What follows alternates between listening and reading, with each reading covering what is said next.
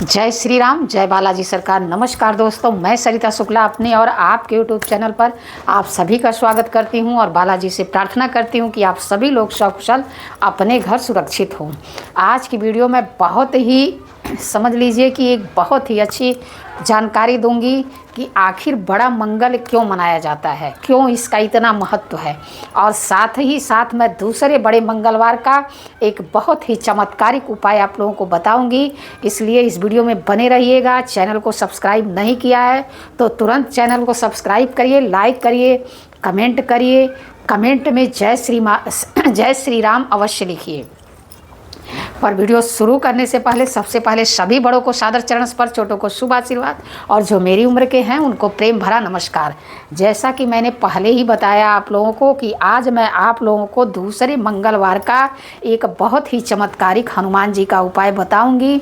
तो इसलिए सबसे पहले संकट कटे मिटे सब पीरा, जो सुमिरे हनुमत बलबीरा। जय जय सिया राम।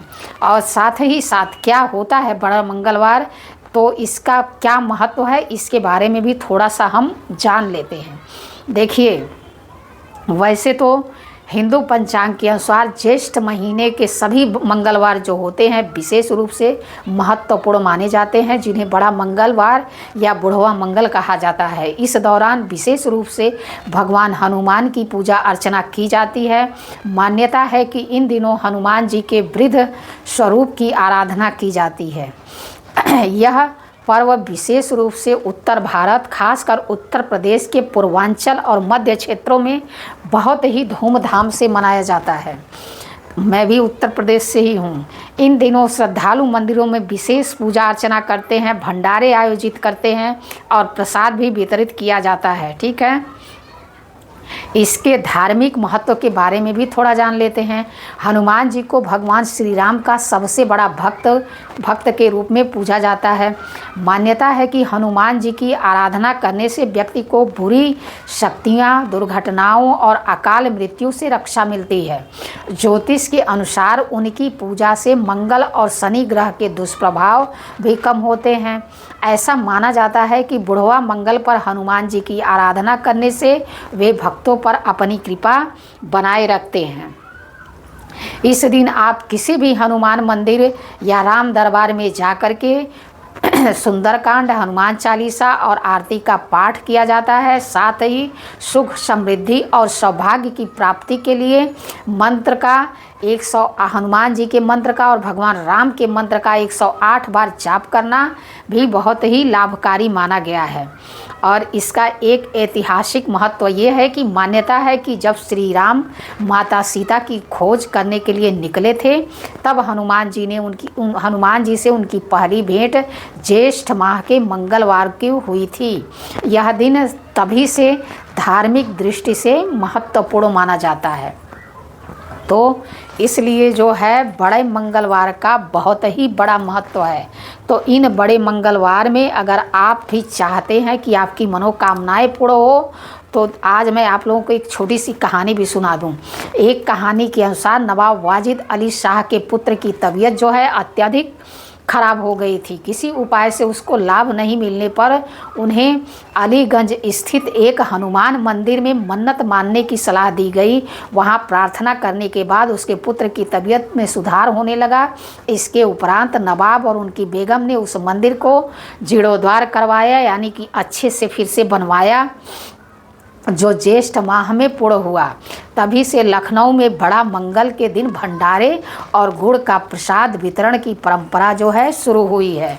तो अब आप लोगों को मैंने जो है बड़े मंगल के बारे में कुछ विशेष बातें बता दी, क्योंकि बड़ा मंगल अब बहुत लोग जानते होंगे, बहुत लोग नहीं जानते होंगे। देखिए, पूरी बात तो बताने चलो तो वीडियो बहुत लंबी हो जाती है और आप लोग वीडियो देखते नहीं हो।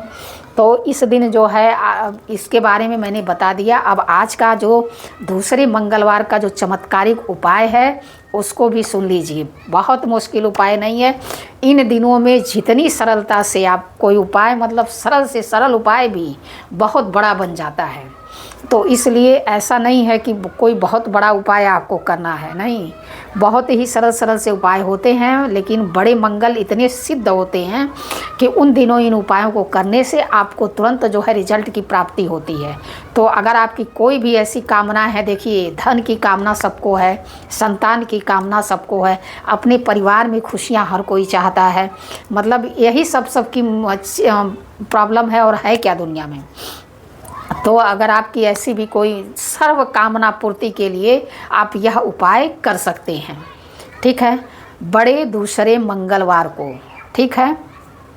तो आपको क्या करना है कि शायद दूसरा मंगलवार पड़ेगा, भूल गई हूँ, अभी नहीं याद आ रहा है। तो आपको क्या करना है, पहला मंगलवार तो 13 मई को है, तो यह उपाय जो मैं बता रही हूँ यह दूसरे मंगलवार को करना है।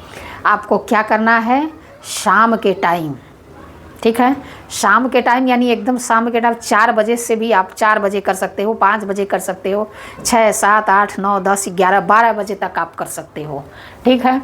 आपको क्या करना है, हनुमान जी की प्रतिमा स्थापित करनी है, एक लाल कपड़ा बिछाकर। अगर स्वयं भी लाल वस्त्र धारण कर सकते हैं तो क्या कहना, मतलब और उसका तेज जो है और बढ़ जाएगा।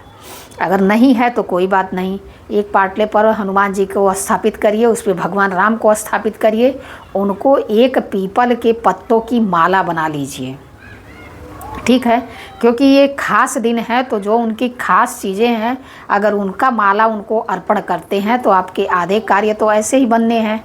तो आपको क्या करना है, पीपल के पत्ते ले लीजिए, 27 पत्ते ले लीजिए, उसको अच्छे से साफ़ कर लीजिए, उस पर सिंदूर से, ऑरेंज कलर के सिंदूर से और चमेली का तेल मिला करके उससे जो है भगवान श्री राम का नाम लिखिए, उसकी माला बनाइए और वह हनुमान जी को पहनाइए। उनके सामने घी का दीपक जलाइए, अगर घी नहीं जला सकते तो तेल का जलाइए, क्योंकि दीपक थोड़ा बड़ा होना चाहिए। बाती कलावे की बनाइए, क्योंकि ये आप मन्नत के लिए, मनोकामना पूर्ति के लिए, उपाय करने के लिए दीपक जला रहे हैं, तो बाती कलावे की रखिए। और तेल भी आप तिल का तेल ले सकते हैं, सरसों का तेल ले सकते हैं, चमेली का तेल ले सकते हैं, घी भी ले सकते हैं। आप जो लेने में सक्षम हो वो लीजिए, उसमें इतना भरिए कि वह दीपक रात में, मतलब अगर आप यह उपाय 4 बजे मतलब शुरू कर रहे हैं, चाहे जब भी शुरू कर रहे हो, कम से कम 5, 6, 7 घंटा वह दीपक जले। बड़ा वाला दीपक ले लीजिएगा मिट्टी का, उनके सामने जला करके रखिए और फिर उनसे प्रार्थना करिए, आपकी जो भी मनोकामना है उनसे कहिए।